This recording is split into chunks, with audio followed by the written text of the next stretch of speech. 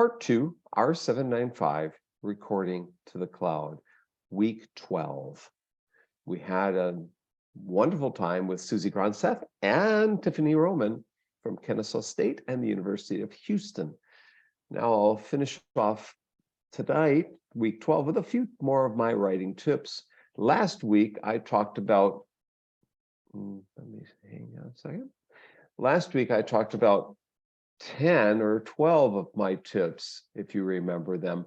Marking days in your planner, keeping a list of contacts, keeping flexible, having flexible goals and deadlines and timelines, thinking about the publishing potential of every project, being a bumblebee or butterfly, zooming in and out of different sessions at a conference and talking to people so you network, saving the stuff you delete or don't want to delete to have as starter text for later, looking at the references in the back of the articles so that you can, come back to them later and know what journals people are publishing in.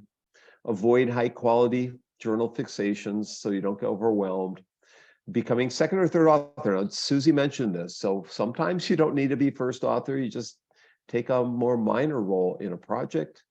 Allocate time, save time, in whether it's summertime or break times or weekends or whatever. 10 minutes a day or 15 minutes a day might be all that you need to write a dissertation.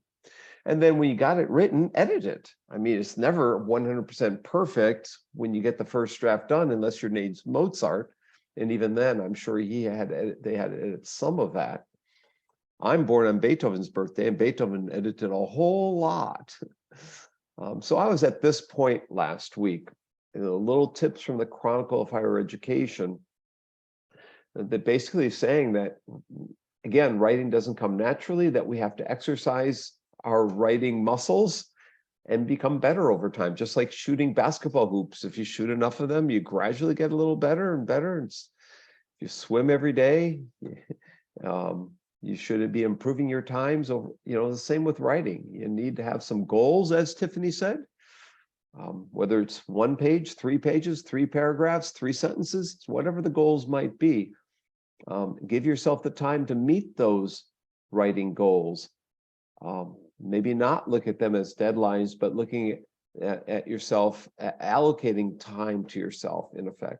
Number 12 in my list is to organize conference symposia or special events so that you can meet other people in your field who are doing a dissertation that relates, whether it's the medical field or some other area, and having them do a special journal issue or a conference symposium or a book or something else.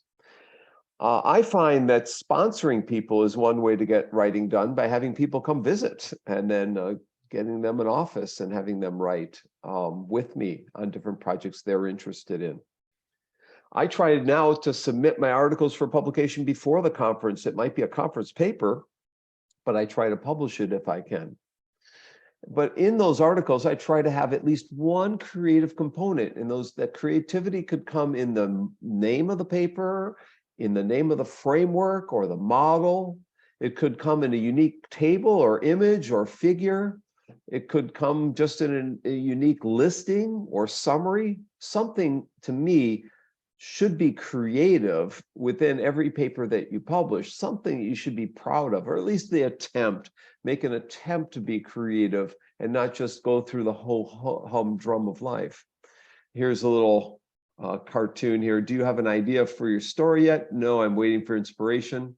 You can't just turn on creativity like a faucet. You have to be in the right mood. Well, you can find ways to structure your environment, as Susie pointed out. She can walk outside, she can go to another space or another place to get her in the proper mindset or perspective for writing.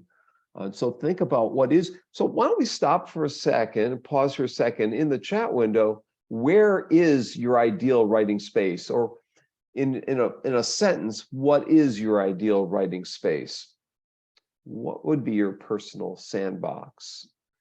I'll stop this for a second so I can see what people have written, if anything. So where would that be for you? Where would you be writing? I'll put mine.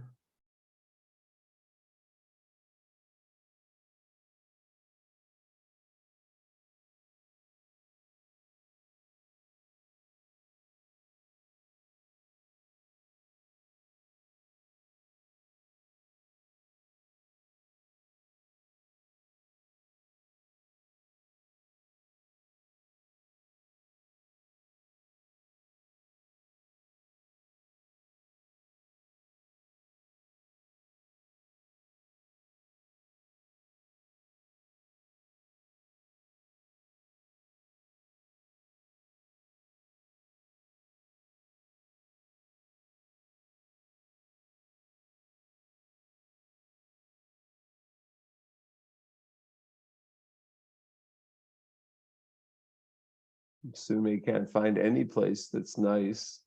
She lives in San Francisco, the nicest city area in the world. Can't find any place, Sumi. Okay. No, actually, that's really good. But just I have two children, so I can't focus every time they call me. That's the problem. So hope, the first one will leave soon. So hopefully I will find the good place. Yes, and please don't sell them to the circus. Hang in there. Hey, Dr. Bonk, which lake? Superior or Michigan? Oh, neither. I'm talking smaller lakes. Oh, okay. Minocqua, if you've been up to Lake Minocqua in Minocqua or Rhineland or Eagle River, any lakes around Eagle River. The lakes, so Birchwood Lake is up near the Minnesota border. They have lots of blue, this blue capital of the world. Oh. Yeah. So if you're interested, look up Birchwood, Big Birch. Rice Lake is what you'll find south of there. It's a gigantic chain of lakes. I've been up at Rice Lake, yes. Yeah, so that's near there. Spooner, Hayward, all that. But then cutting over to the east is Rhinelander and Eagle River and Minocqua, and those are prime lake country. I mean, thousands and thousands of lakes. Yep. Yeah, that's my ideal. Alrighty. Have I been there in 20 years? No. So that's my goal. We'll see if I get back there. Okay, so we all have our private personal spaces to write within or would like to have. You don't want to give yourself too much structure of your environment, or you might fall asleep like this person there. So another point I've made repeatedly week after week after week is something my advisor told me, or one of my committee members told me early on. He says, if you don't give up on something, eventually it gets accepted. And he said early on, he didn't know what that meant. He just, and I didn't know what it meant early on. I just gave up. I gave up on, I think my best writing article, I've got nearly 400 publications. I think my best stuff never got published because I just gave up. Seriously, I gave up and I just moved on to something else. And I made a big mistake. I just didn't have I graduated too fast. I didn't get the proper grounding and how to persist and how to respond to reviewers and how to maintain a psychological smiles and safety and all that kind of stuff.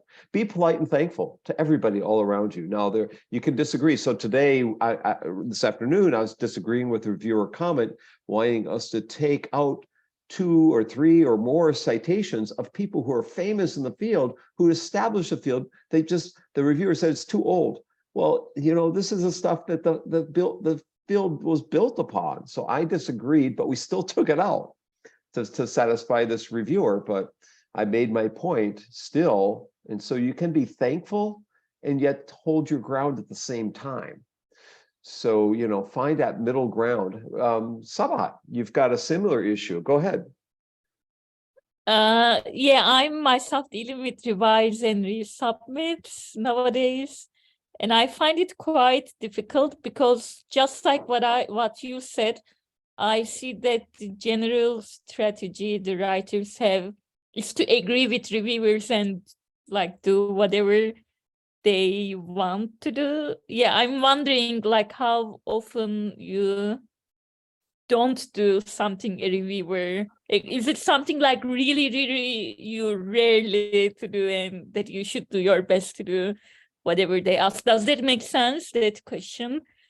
So you can write around your weaknesses. Sometimes you might only have to make 90% of the changes, and the other 10%, it seems like you made the change just the way you've written it. So there were a couple today in responding when they made a comment about they didn't understand the difference between 2 terms that we used.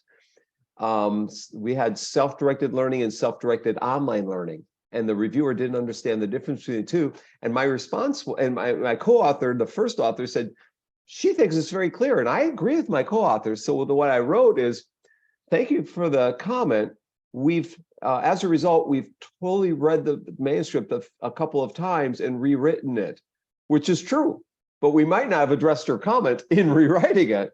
So, you know, there are ways around making every change that they're suggesting and still make it sound like you've addressed things.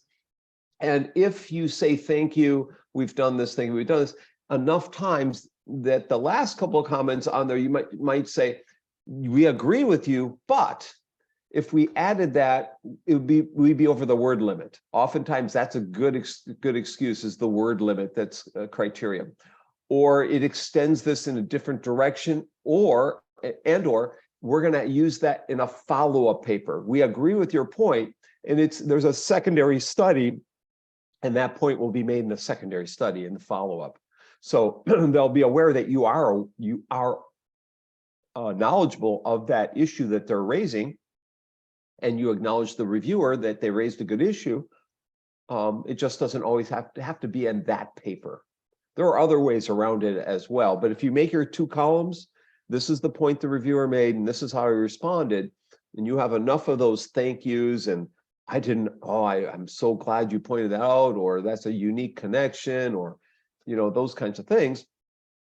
You know, when it comes time to those really hard ones, the last couple of really hard ones don't do. Just try and work around them. And good to know it's possible that it works. Yeah, another follow-up question. Yeah. Does the same reviewer see the revised manuscript, or is the norm more like the editor handles the revised manuscript and decides the call? Watch this. Watch this. It's all over the board. It's just, you don't know until it happens. It used to be in the old days, the same reviewers would review things. Now, since COVID in particular, they can't get anyone to review, and to get them once, they might not get them a second time. And it depends on the journal. Some journals are flush with many reviewers. Most don't have many reviewers. So oftentimes they're stuck with whoever's left on the review board that hasn't seen the paper yet, if XYZ. Now, it used to be the case of the British Journal of EdTech would have 5 reviewers, and you revise it and they give it to another 5 reviewers. They've changed that. That was ridiculous. That was really hard. So I've seen everything in that regard. Sometimes but sometimes even when you got very little revisions and you make them, the same reviewer who found nothing all of a sudden finds something. So you just don't know, and you just got to keep plugging away, and you hope for the best. And I think taking that attitude will have more positives than negatives. I've seen my share of positives during the COVID times, because my co-authors and I have responded to the reviewers as best as we can and been prompt. Also, there's a big lag time in many journals today. And so, you know, talk to your advisors, talk to people like me that know which journals are going to take a while and which journal might be the best. Now, I have a website. You may have missed that. In week 1, I showed a website. We have over 100 journals in this website. And you know, I maybe can find that if I share my screen. Let's see if I can find it. I don't know if this will get us. No, that Microsoft team, that won't get us there. Let's see if I can find this another way. Hang on a second. Let's see if I can pop this up, and I can go to my home page. Let's see if I can find it now. Okay, so let me share my screen. And come on, here we go. So if you go to my homepage, which this is at now, and you go to this right-hand side and go into resources, and then can you see that, Sunmei? Anybody? Can anyone see this? Yes, Okay. we see your website, your car. Okay, yeah. So that's not my car, unfortunately. That was a great car in Newfoundland. They told me if I didn't screw up my talk, they'd give me a ride in a Jaguar up Signal Hill, where the farthest to the east in North America, the closest to England, the closest where the Titanic was. That's where this was taken, at a conference called The Edge, because this is the edge of North America. This is where Signal Hill, where the first wireless message was sent from Marconi to the US ever, the first for mobile or wireless message. So anyways, you click on journals and magazines, and so you can see in here all these journals. I mean, there's tons of them. So what I can do for you is highlight in yellow which ones would fit the article that you're working on, and then you can explore those 4 or 5 or 6 articles. Now, I don't know every one of these, but I know quite a few of them. And so, Journal Computing in Higher Ed. The editor of that journal was in my class last night. Well, let's look at the Journal Computing in Higher Ed. It used to have a huge backlog. Now its backlog's not so bad, so it changes. And so we can look at the manuscript guidelines and ethics and contact the journal. And here's Stephanie Moore. She was my guest in class last night for the other class. So there's tons of journals out there, and you have to be somewhat smart about the ones you pick, because sometimes they could end up with a long lag time and so forth. Did you have any other questions, Sabhat?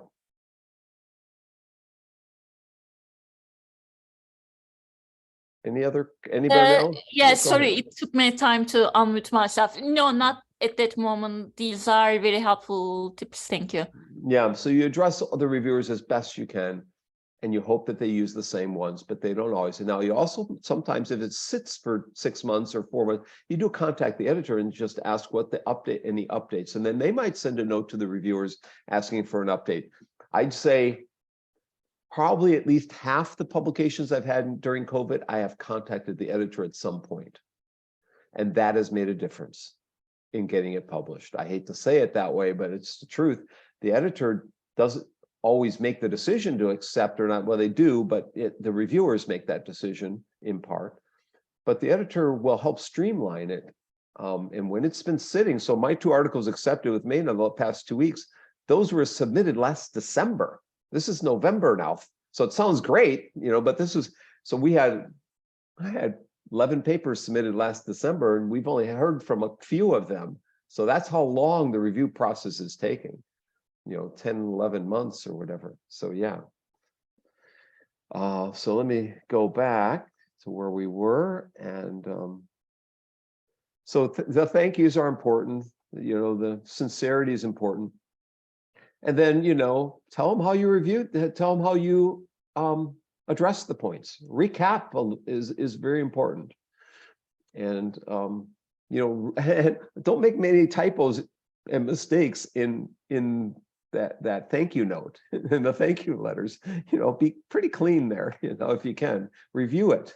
Have your colleagues, your co-author, take a look. Share your publications that happen in Facebook, Twitter, LinkedIn, email, ResearchGate, wherever. It should be, as Susie pointed out, should be some celebration at some point. Celebrate with your friends, celebrate your accomplishments, because it seems like it happens a lot, but it's rare. Now, my brother, who's in the left-hand side holding up his hands, his son is in the middle there, Ben. They're pointing to my book, The World is Open, my biggest project to date, biggest writing project. They found it at the wedding that he had a few years ago in Kansas City. They found my book in the wall. What happens? They guillotine that book. That's not the full book. They put the book casing and made it part of the wall. I don't know if that's a compliment or if that's something else, but anyways, they're having fun doing my World is Open sign at the wedding. I wasn't there at the wedding, actually. I should have been. So yeah, you can have fun with publications in all sorts of ways, but don't celebrate too much. Don't celebrate too much. So I got a couple 10 bonus things, and then we'll call it quits for tonight. Be careful of OPPs, other people's projects, especially early in one's career. You can get sucked into OPPs. My first day or days at West Virginia University, back in 1989 when I graduated, I got an OPP. I was told you could, my colleagues and I would create a learning center for kids at risk, and we'd only be there for 3 weeks in the summer. Ended up being 2 summers of my life, traveling 90 miles each way in West Virginia mountains. Was like 2.5 hours each way. So that was a mistake. Sorry, but it was a fun project. It was called Project Yes. Youth Enrichment Services, helping at-risk kids in inner city Wheeling, West Virginia, learn how to use technology. And we create a learning center for them, and other things, health projects. And the person in charge of that project contacted me yesterday. Project Yes is still going on in Pittsburgh right now, and he sent me the report from this past year and wants my help 30 some years later. No. Number two, so be careful what other people want you to do. Do what you want to do. Help in a couple of things. You can help somewhat, but be committed to what you're going to do, and have, if you've got too much to do, just have a list of what you want to accomplish. And if that's not on the list, say, well, that I can't do it. It's not on the list that my advisor has approved or my mentor has approved for me to work on this year. Have it be someone else who says no. Look for things like special issues that you can contribute to. And so Online Learning Journal is something that I'm working on a special issue. It will be out in March, the research on online learning during the pandemic. So special issues are a way to get published. Not all of them are turn out, but some do. And the article I said we had accepted yesterday will be in a special issue of a journal. Save research articles for a rainy day. Save a file, a to-do list, or things you might read on just for a happen chance when you're in a dentist office for too long and you want to have read them there. Like today I was at the dermatologist's annual checkup. I brought things to read and she picked me up right away and didn't even give me a minute. When you are going to the dentist, doctor, wherever, on a plane, like tomorrow morning, I have to get up at 3 tomorrow morning to get on the plane, drive up at 3 in Indianapolis. I'll be reading in the concourse. Just find those places, like at the bookstore and whatnot. Treat graduate students as colleagues. Treat everybody as a colleague. Heck, everyone knows something that you don't know, and they have something of value that is important to your potential success. And even if it's not for you, you should just be nice to people overall. Anyways, like I said, ISD should be the kind department and happy department. And if you treat people as colleagues, you'll end up much better off in every way. I really don't differentiate between students and faculty, to be honest. I really don't. I actually like graduate students and working with them better than most faculty, and everybody knows that. Find a mentor or seek senior people. Senior doesn't mean old. Senior means experienced in the field you're interested in or the topic you're interested. High school students taught me something about self-directed learning when we interviewed them this year. Kids in Nepal are very smart.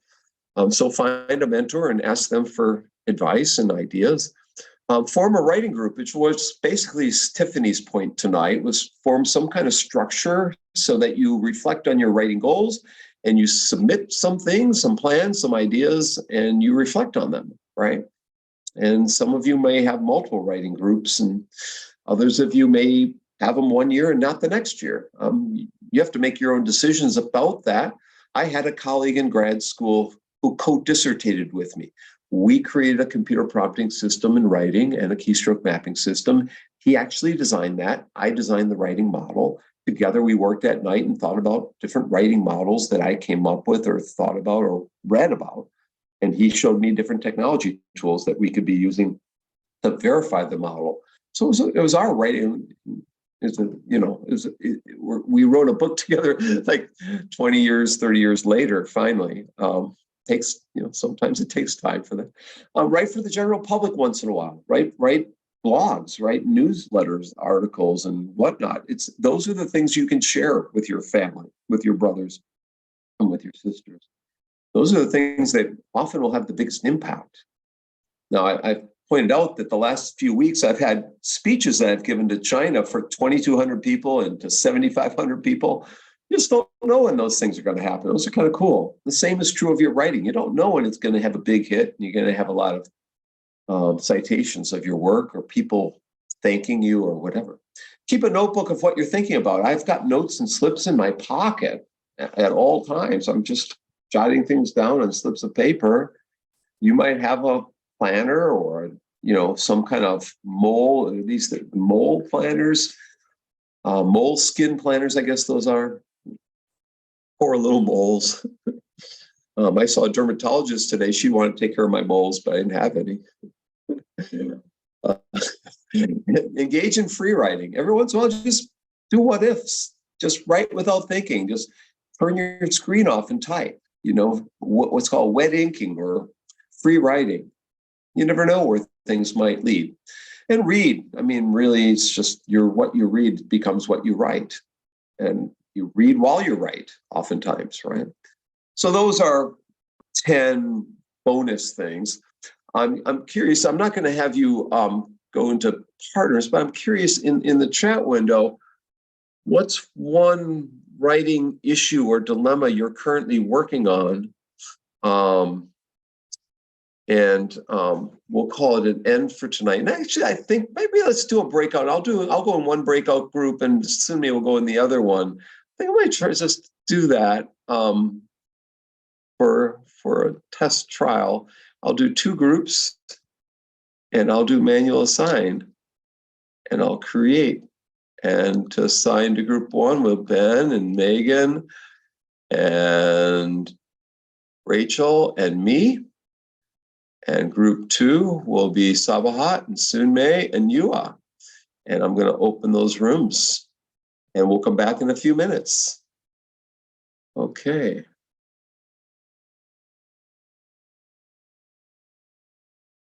And I'm going to join.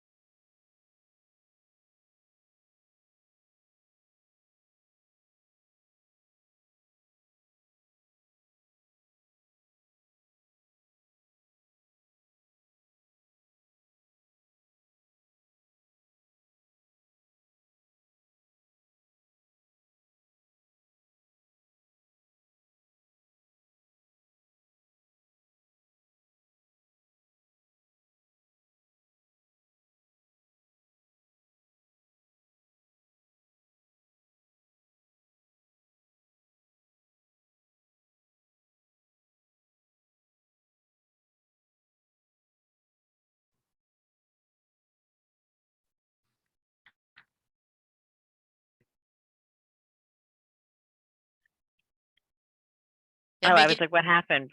Megan, you're really kind. I didn't take quals. Oh, okay. Yeah, I talked to Curt. I mean, I could see my workload avalanche coming, and I talked to Curt about it. And I would kick myself if I didn't devote enough time to prepare. And I saw on the schedule I just wasn't going to be able to do that. And so I'll be taking them in the spring, which Gotcha. yay! You'll be great. I wasn't sure, and I thought I know Dr. Bonk said something at the beginning, and then I saw your name was on the schedule, so I was like, oh, I must have just overlooked. So okay, gotcha. I was on the schedule and I future took myself. congratulations. That's right. Right. Yeah. Future congratulations, because I know you're going to do great. Just Thank you. So Sunmei, did you solve Yua's and Sabahat's challenge? Actually, we just focus on everything. That's because first of all, it's really hard to find some time, right, for writing. So that's really hard. That's because we already planned something, right? But always unexpected thing happens, so we can't do that, right? Something like that. So how to manage everything, you know? And then actually Seba has a little bit different. That's because she is a PhD student, and then she has another, pressure to find a job after graduation. So that's interesting to understand each side. That's because we are EDD and she is PhD. So totally a little bit different, stresses. So, Yes, they are. Finding a job is always stressful, as Yua just Yeah. found out, right, Yua? So, Yeah. she recently changed her job. Congratulations. Right. Yeah. Yep. So congrats everybody in here. Thanks for staying tonight. It's been a good session again in here. I think Susie and Tiffany are just good role models to have, and contacts now that you all will have in the future if you want to reach out to either Tiffany or Susie. As again, next week will be the last week, maybe in some ways like this, with more writing tips for myself and Mena Ju.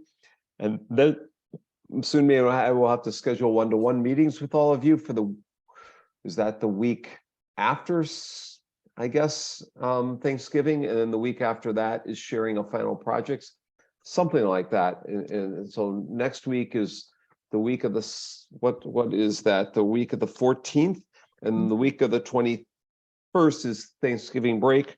The week of the 28th is one-to-one meetings, and the week of December 5th, which is really December 6th for us, Tuesday, we'll share our final projects as far as we've gotten them. You're not going to finish your full proposal in this class typically, but you'll get on the road to doing one anyhow.